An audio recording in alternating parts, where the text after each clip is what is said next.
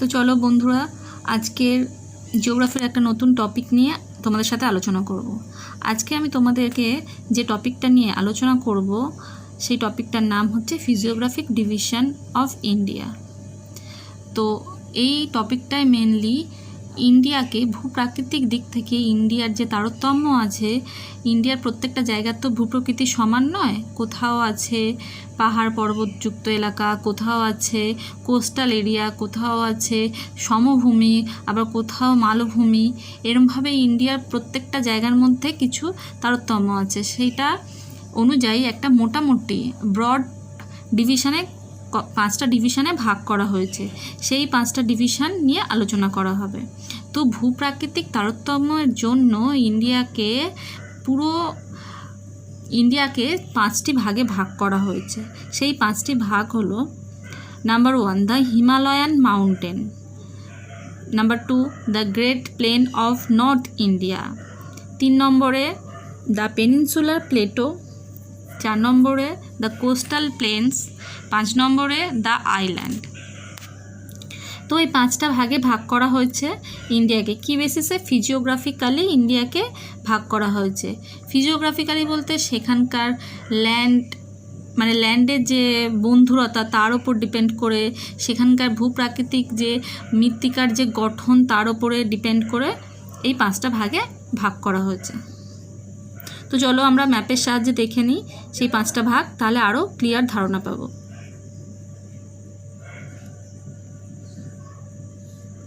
তো তোমরা দেখো, ইন্ডিয়ার ম্যাপটা যদি তোমরা দেখো, ভালো করে দেখলে বুঝতে পারবে একদম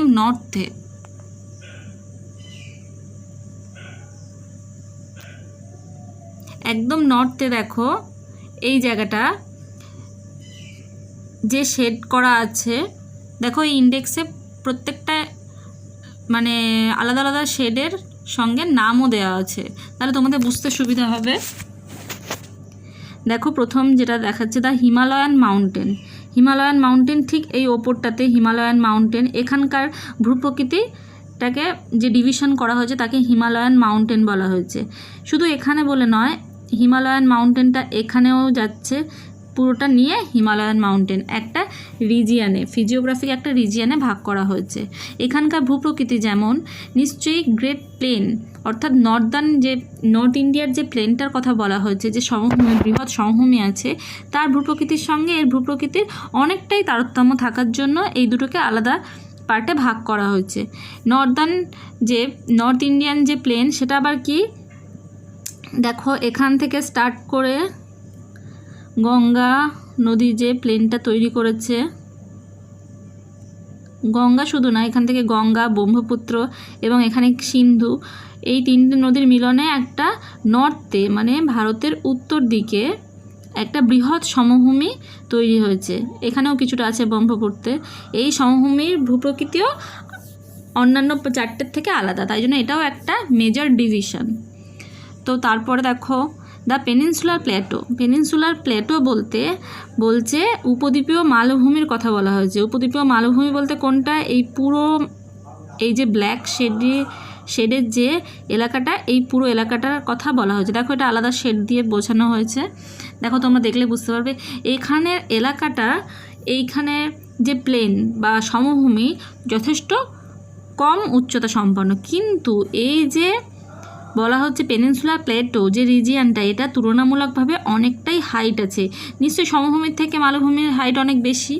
আর এখানে আছে যেমন দাক্ষিণাত্য মালভূমি, এই যে নিচের পোর্শনটা দাক্ষিণাত্য মালভূমি, মালবা প্ল্যাটো আছে তোমার, এখানে ছোটনাগপুর প্ল্যাটো, তারপরে হচ্ছে কি যে রাঁচি প্ল্যাটো, এরকম অনেক প্ল্যাটো নিয়ে মোটামুটি একটা ভাগ করা হয়েছে, যেটাকে বলা হচ্ছে দ্য পেনিনসুলার প্লেটো। ঠিক আছে, তাহলে এটা হচ্ছে 3 নম্বর ভাগ। ফিজিওগ্রাফিক ডিভিশনে 4 নম্বর ভাগ হচ্ছে কোস্টাল প্লেন। কথাটার মধ্যে দিয়ে আমরা বুঝতে পারছি কোস্টাল উপকূলবর্তী, সমুদ্র উপকূলবর্তী এলাকায় যে সমভূমি, নিশ্চয়ই সেটাই হবে। তাহলে দেখো সেটা কোন জোনটা, এই যে সমুদ্রের কাছাকাছি যে সমভূমি গড়ে উঠেছে সমুদ্র উপকূলবর্তী অঞ্চলে, সেই সমভূমিটাকে এই ডিভিশনের মধ্যে ফেলা হয়েছে। দেখো প্রত্যেকটা কোস্টাল রিজিয়ান যে আছে সমুদ্রের উপকূলবর্তী, সেখানেই এই সমভূমি তৈরি হয়েছে। এর আবার ভূপ্রাকৃতিক গঠন আর 4টের থেকে আলাদা, তাই জন্য এটা কোস্টাল প্লেনের আন্ডারে পড়েছে। তারপরে হচ্ছে দ্য আইল্যান্ড মানে হচ্ছে যে আমাদের দ্বীপপুঞ্জগুলো আছে, সেই দ্বীপপুঞ্জগুলোরও ভূপ্রাকৃতিক গঠন এই 4টের থেকে আলাদা, সেই জন্য ওটাকেও 5 নম্বর ভূপ্রাকৃতিক গঠনের মধ্যে রাখা হয়েছে। সেটা কি, এদিকে আছে যেমন লাক্ষাদ্বীপ এলাকা, এদিকে আছে আন্দামান নিকোবর দ্বীপপুঞ্জ, এদের ভূপ্রাকৃতিক গঠন সম্পূর্ণ আলাদা। ঠিক আছে, তো এই 5টা রিজিয়ন আমাদের মোটামুটি স্পষ্ট ধারণা পাওয়া গেছে এই 5টা রিজিয়ন সম্পর্কে। এখানকার প্রথমটা থেকে দ্বিতীয়টা, দ্বিতীয়টা থেকে তৃতীয়টা, প্রত্যেকটার সাথে প্রত্যেকটার আলাদা আলাদা বৈশিষ্ট্য বিদ্যমান। ঠিক আছে, চলো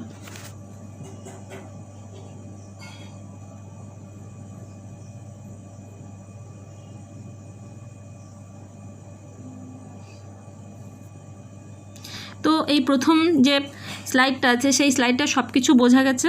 এবার চলো পরের পেজে যাওয়া যাক। দেখো, দ্য উইথ অফ হিমালয়াস, আমরা কিন্তু আজকে আমরা ইন্ডিয়ার ফিজিওগ্রাফিক ডিভিশনের মধ্যে হিমালয়ান রিজিয়ান মানে পুরো হিমালয়টা পড়ব, ইন ডিটেল নয়, একটা ওভারঅল ভিউ দেব। ঠিক আছে, হিমালয়ান রিজিয়ান আর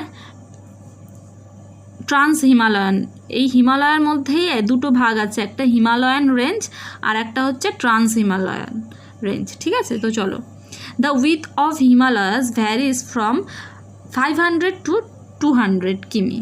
তাহলে বলছে হিমালয়ের যে পর্বতশৃঙ্গটা আছে সেই পর্বতশৃঙ্গটা কোথাও 500 কিমি আবার কোথাও 200 কিমি চওড়া। তো কোথাও 500 কিমি মানে কি, একদম হচ্ছে নর্থের পোর্শনে জম্মু কাশ্মীর এই এলাকাটা থেকে শুরু করে এইখান থেকে 500 কিমি চওড়া। আর যত, দেখো ম্যাপটা দেখো, এই যে এই এলাকাতে হিমালয়টা, এই যে এলাকাটাতে যে হিমালয়টা আস্তে আস্তে আস্তে আস্তে যত ইস্টের দিকে গেছে তত সরু হয়েছে। ঠিক আছে, এখানে 500 কিমি চওড়া, আস্তে আস্তে আস্তে আস্তে যত, এইটা বলছে পূর্বাঞ্চল, পরে আমি সব বুঝিয়ে দেবো, যত ইস্ট পোর্শনে গেছে তত আস্তে আস্তে ওর দৈর্ঘ্য এটা চওড়াটা প্রস্থটা আস্তে আস্তে ছোট হতে থেকেছে, 200 কিমিতে গিয়ে পৌঁছেছে। ঠিক আছে,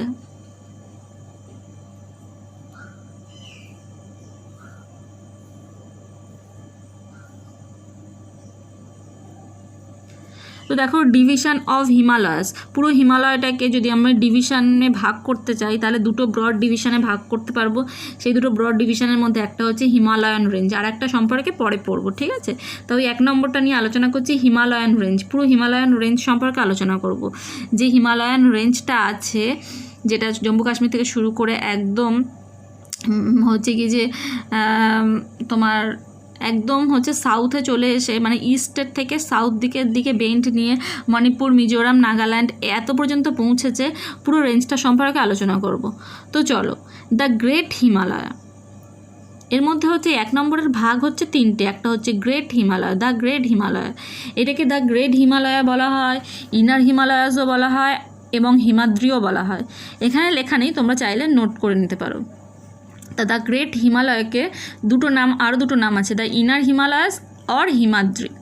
তো দেখো এর মধ্যে কী কী বৈশিষ্ট্যগুলো জানতে হবে। হিমালয় অ্যাকচুয়ালি কীভাবে তৈরি হয়েছে সেটা জানো। ইউরেশিয়া প্লেট এবং হচ্ছে ইন্ডো অস্ট্রেলিয়া প্লেট, এই দুটো প্লেট যখন পরস্পরের কাছে চলে আসে তখন হচ্ছে এদের মাঝে যে টেথিস সাগরটা ছিল, সেই সাগরটার পলি আস্তে আস্তে আস্তে আস্তে দুটো প্লেটের ঘর্ষণের জন্য পলি ভাঁজ খেয়ে এই ভঙ্গিল পর্বতটা তৈরি হয়েছে। হিমালয়ান তো অ্যাকচুয়ালি ভঙ্গিল পর্বত, তাই এইভাবে ভঙ্গিল পর্বতটা তৈরি হয়েছে। এইটুকুনি জানলে হবে, পরে যখন হিমালয় সম্পর্কে বিস্তৃত কোনো স্লাইড বা ভিডিও করে আমি দেবো তখন পুরোপুরি ইন ডিটেলে বুঝিয়ে দেবো। ঠিক আছে, তো তোমরা মোটামুটি একটা ধারণা রাখো যে এইভাবে হিমালয় তৈরি হয়েছে। তো হচ্ছে এই গ্রেট হিমালয়া হচ্ছে একদম ফার্স্টে তৈরি হয়েছে। দ্য গ্রেট হিমালয়া হচ্ছে একদম ফার্স্টে তৈরি হচ্ছে। হিমালয় তৈরি হওয়ার পরপর ধাপে ধাপে তৈরি হয়েছে, তারপরে মিডিল হিমালয় তৈরি হয়েছে, তারপরে শিওয়ালিক রেঞ্জ তৈরি হয়েছে। তো গ্রেট হিমালয় সম্পর্কে আমরা কী কী জানতে পারি। দেখো এটা হচ্ছে একদম নর্দার্ন মোস্ট রেঞ্জ, কারণ একদম উত্তরে যেটা আছে, পরে আমি একে বুঝিয়ে দেবো, আগে শুনে নাও। একদম উত্তরে যে হিমালয়ের যে শৃঙ্গটা আছে, এটা তো তিনটে পরপর, মানে একইভাবে তিনটে পরপর রেঞ্জ তৈরি হয়েছে। সেই রেঞ্জের মধ্যে একদম নর্দার্ন রেঞ্জটা হচ্ছে গ্রেট হিমালয়, ঠিক আছে। এটা হচ্ছে মোস্ট কন্টিনিউয়াস রেঞ্জ, মানে কি এই রেঞ্জটা, এই যে গ্রেট হিমালয়,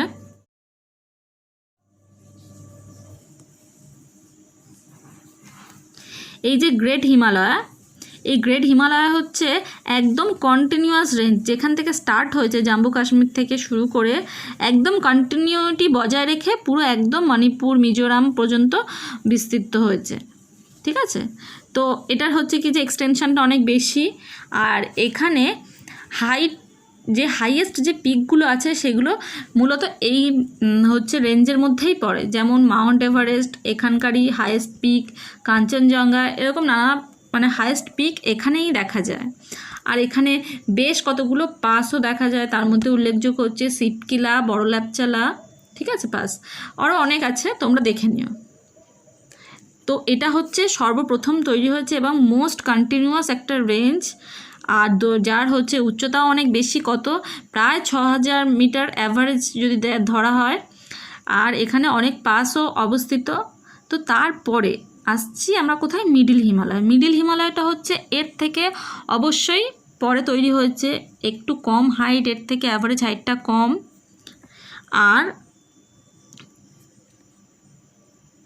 আর দেখো কি আছে, এর অ্যাভারেজ হাইট হচ্ছে,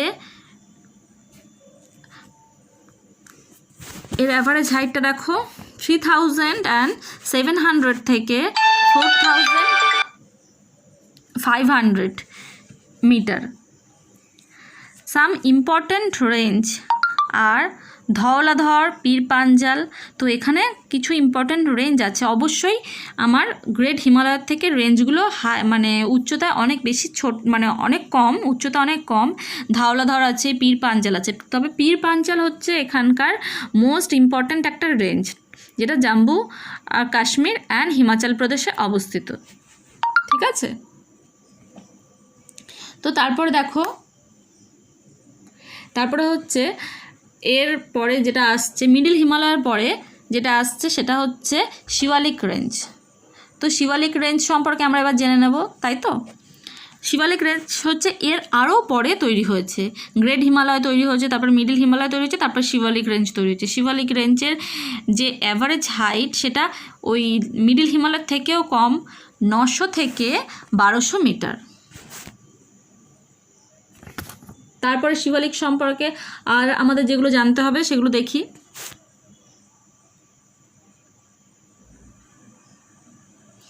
Shivalik is also known the outer Himalaya.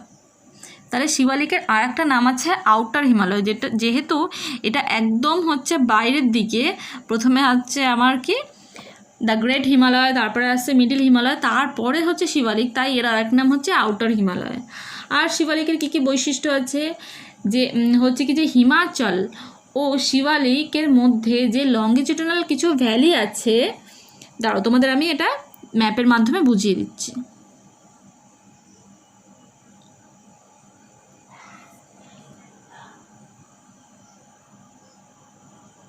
প্রথমে হচ্ছে যে রেঞ্জটা আমরা পাচ্ছি একদম নর্দার্ন মোস্ট রেঞ্জ, সেটা হচ্ছে আমাদের দ্য গ্রেট হিমালয় বা হিমাদ্রি।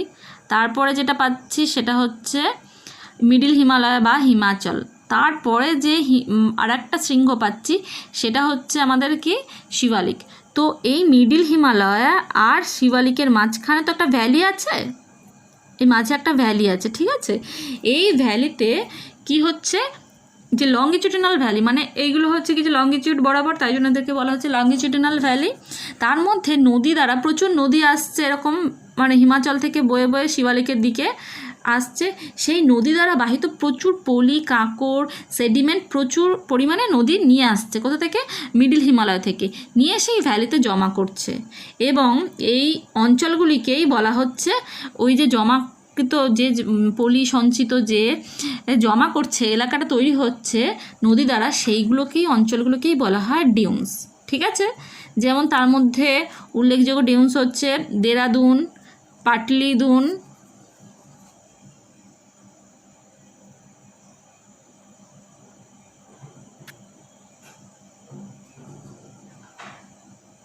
তো দেখো ডুনস বা Duns in the west and Duars in the east, এটা যদি এই যে পরিসঞ্চিত এলাকার নদী দ্বারা যে পরিসঞ্চিত এলাকা তৈরি হচ্ছে, এটা যখন ইস্টে তৈরি হচ্ছে, ওয়েস্টে তো ওই নামটা নিয়েছে, কিন্তু ইস্টে যখন ওই সেম জিনিসটা তৈরি হচ্ছে, ইস্ট মানে হচ্ছে একদম ওয়েস্ট বেঙ্গল, আসাম, এই সমস্ত দিকের কথা বলা হচ্ছে, ইস্ট পোর্শনে যখন তৈরি হচ্ছে তখন এগুলোকে নাম দিচ্ছে কি ডুয়ার্স, তো ওই সেম জিনিসেরই নাম ডুয়ার্স। ঠিক আছে,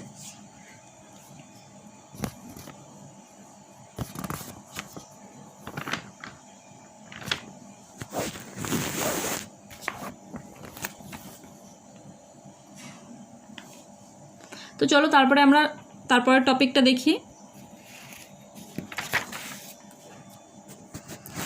তারপরে the highest is the Mount Everest, the highest is the Mount Everest, Sagarmatha, Chomolungma. তো দ্য হাইয়েস্ট পিক হচ্ছে মানে কি আমাদের হাইয়েস্ট পিক কি, পিকের নাম মাউন্ট এভারেস্ট, যেটা কোথায় অবস্থিত, যেটা হচ্ছে গ্রেট হিমালয়ে অবস্থিত। এই মাউন্ট এভারেস্ট কোথায় অবস্থিত মানে কোন দেশে, সেটা হচ্ছে নেপালে। ঠিক আছে, তাই নেপালিরাই এর আরেকটা নাম দিয়েছে, এই আমাদের মাউন্ট এভারেস্টের আরেকটা নাম দিয়েছে, যার হাইট হচ্ছে 8,850 মিটার, কোনো কোনো বইয়ে 8,848 মিটারও লেখা আছে। তো এর নাম নেপালিদের ভাষায় এর নাম হচ্ছে সাগরমাথা। আর হচ্ছে তিব্বেতিয়ান মানে তিব্বতের যে লোকরা তারাও হচ্ছে কি যে এর আরেকটা নাম দিয়েছে চোমোলাংমা। ঠিক আছে, তো তারপরে দেখো the trans Himalayan range is also called Tibetan Himalaya. Trans হিমালয়ানকেও, এবার ট্রান্স হিমালয়ানটা কি, ট্রান্স হিমালয়ান যে রেঞ্জটা আছে যেটা হচ্ছে গ্রেট হিমালয়ার, যে আমাদের গ্রেট হিমালয় আছে তারও উত্তরে যে হিমালয়ান রেঞ্জ সেটাকে বলছে ট্রান্স হিমালয়ান। এই ট্রান্স হিমালয়ানটাকে তিব্বতের ভাষায় কি বলছে, তিব্বতিয়ান হিমালয় বলা হয়, কারণ এই ট্রান্স হিমালয়ান যে রেঞ্জটা সেটা বেশিরভাগটা তিব্বতে অবস্থিত, তাই এরা তিব্বতিয়ান হিমালয় বলা হয়। তো তারপরে দেখো the Northern most range of trans Himalayan range in India is the great Karakoram range. তাহলে ইন্ডিয়ার মধ্যে এই যে কারাকোরাম রেঞ্জের মধ্যে নর্দার্ন মোস্ট রেঞ্জ যেটা ইন্ডিয়াতে অবস্থিত সেটা হচ্ছে কারাকোরাম রেঞ্জ। ঠিক আছে, এই ট্রান্স হিমালয়ের মধ্যে ইন্ডিয়ার একদম নর্দার্ন মোস্ট রেঞ্জ সেটা হচ্ছে, যেটা ইন্ডিয়ার মধ্যে অবস্থিত সেটা হচ্ছে কারাকোরাম রেঞ্জ। তাহলে আমরা বুঝলাম যে কারাকোরাম হচ্ছে কি যে কিন্তু সেকেন্ড হাইয়েস্ট পিক, প্রথম হাইয়েস্ট পিক হচ্ছে আমাদের মাউন্ট এভারেস্ট, যেটার উচ্চতা হচ্ছে 8,848 বা 50 মিটার, আর এটার উচ্চতা হচ্ছে আমাদের কারাকোরাম রেঞ্জের যে সর্বোচ্চ শৃঙ্গ সেটা হচ্ছে K2 বা গর্ডন অস্টিন্স, এটা হচ্ছে আমাদের সেকেন্ড হাইয়েস্ট পিক। তাহলে এটা হচ্ছে কি আমাদের সেকেন্ড হাইয়েস্ট পিক। তাহলে এই সেকেন্ড হাইয়েস্ট পিকটা কিন্তু ইন্ডিয়াতেই অবস্থিত, কিন্তু যেটা হচ্ছে এখন বলতে পারি কাশ্মীর মানে হচ্ছে পাকিস্তান অকুপাইড কাশ্মীর, মানে ওটা পাকিস্তান অকুপাই করে রেখেছে, তাই জন্য যদি আমাদেরকে বলা হয় যে ইন্ডিয়ার মধ্যে কারাকোরাম রেঞ্জের উচ্চতম শৃঙ্গ কি, তাহলে আমরা বলবো K2, যেটার উচ্চতা হচ্ছে 8,611 মিটার। আর যদি বলা হয় ইন্ডিয়ান টেরিটরির মধ্যে উচ্চতম পিক কোনটা, তাহলে বলতে হবে কাঞ্চনজঙ্ঘা। ঠিক আছে, কাঞ্চনজঙ্ঘার উচ্চতা হচ্ছে 8,598 মিটার, যেটা ইন্ডিয়াতে অবস্থিত। তো বোঝা গেছে, চলো পরের পেজে যাওয়া যাক। K2 8,611 মিটার উচ্চতা is the second highest peak in the world and the highest peak in India. বোঝা গেছে, এবার হচ্ছে আমরা যেটা দেখে নেব সেটা হচ্ছে পূর্বাঞ্চল। পূর্বাঞ্চল, পূর্বাঞ্চল বলতে কি বোঝানো হচ্ছে, আমরা পূর্বাঞ্চল বলতে কি বুঝবো, আমাদের পুরো যে পূর্ব দিক বলতে হচ্ছে কি যে ওয়েস্ট বেঙ্গল, তারপরে হচ্ছে আসাম, মিজোরাম, নাগাল্যান্ড, মণিপুর, এখানে যে পূর্ব দিকে যে 7টা রাজ্য আছে সেখানে যে হিমালয় পর্বতটা অতটা মানে চওড়াভাবে বিস্তৃত না হলেও চওড়াটা কমে গেছে প্রায়, আমরা প্রথমেই জানলাম 200 মিটারে পৌঁছেছে। প্রথমে যেটা কাশ্মীর থেকে শুরু করেছিল 500 মিটারে, সেটা গিয়ে ওখানে পরিণত হয়েছে 200 মিটার, মানে আরও সরু হয়ে গেছে। সেই জায়গায় ওটা আবার কন্টিনিউয়াস নয়, কিছু কিছু গ্যাপ দিয়েও ওই শৃঙ্গটা বিস্তৃত আছে। সেইখানে ওই যে শৃঙ্গটা বিস্তৃত আছে ওই এলাকাগুলোতে, ইস্টার্ন পার্ট অফ ইন্ডিয়াতে আছে, তাকেই বলছে পূর্বাঞ্চল। ওই প্রত্যেকটা হিল একসাথে মিলে নাম দেওয়া হয়েছে পূর্বাঞ্চল।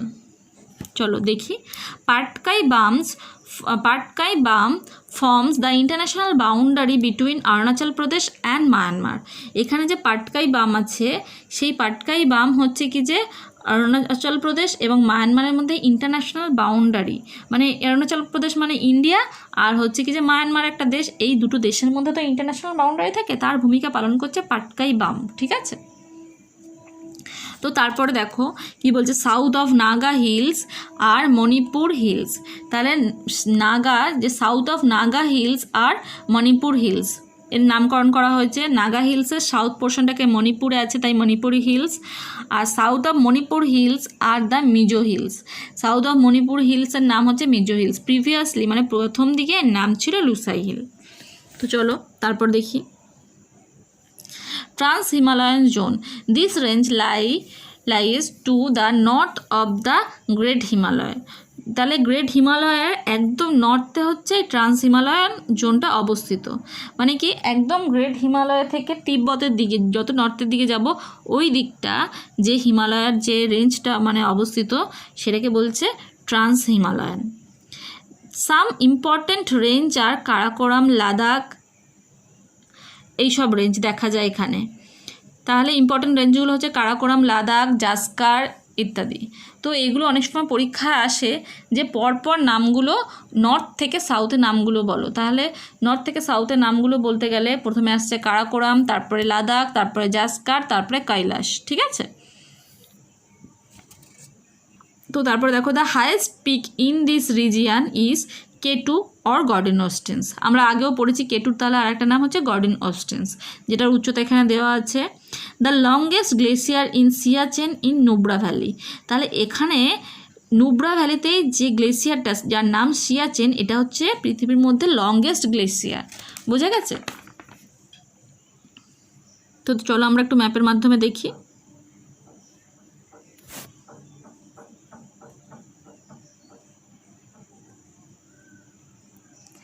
এই ইন্ডিয়ার আরও নর্থে গেলে, আমরা অনেকটা নর্থে গেলে এরকম একটা পাবো পামির নট। হ্যাঁ, ওই পামির নটের রাইট পোর্শনে চলে গেছে হিন্দুকুশ পর্বত, যেটা পাকিস্তান, আফগানিস্তান ওইদিকে। এইদিকে হচ্ছে লেফটে কুনলুন, তোমাদের বলে দিচ্ছি শুনে নাও, কুনলুন পর্বত শৃঙ্গ চলে গেছে। আর তারপরেই হচ্ছে আমাদের আসছে কারাকোরাম শৃঙ্গ। ঠিক আছে, এই কারাকোরাম শৃঙ্গটা পরে আসছে, যেটা ইন্ডিয়াতে আছে, ইন্ডিয়াতে কিছুটা আছে। তারপরে আসছে লাদাখ, তারপরে আসছে পরপর তারপরে আসছে কারাকোরামের পরে আসছে লাদাখ রেঞ্জ, তারপরে আসছে জাস্কার, তারপরে হচ্ছে কৈলাস। তাহলে এরকমভাবে নর্থ থেকে সাউথে এরকমভাবে সিকোয়েন্স ওয়াইজ মনে রাখতে হবে, কারণ কোনো পরীক্ষা এরকম সিকোয়েন্স ওয়াইজ চলে আসে।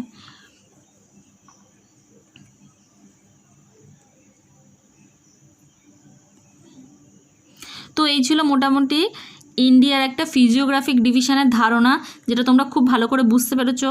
একটা ওভারঅল ভিউ আরও ভালো করে যখন আমি স্পেসিফিক্যালি যখন আমাদের হিমালয়ের সম্পর্কে উৎপত্তি কীভাবে হয়েছে, তার সাথে সম্পর্কিত যেমন প্লেট টেকটনিক থিওরি থেকে শুরু করে আরও অনেক থিওরি আছে, আর কীভাবে হিমালয়টা অরিজিন করেছে, হিমালয়ের আরও ভাগ আছে, কোথায় কি নাম, ডিভিশন ওয়াইজ অনেক ভাগ আছে, সেই সমস্ত জিনিসগুলো আলোচনা করব, আরও ডিটেলে আলোচনা করব। আজকে মোটামুটি একটা ফিজিওগ্রাফিক ডিভিশন সম্পর্কে একটা জেনারেল ভিউ দেওয়া হলো।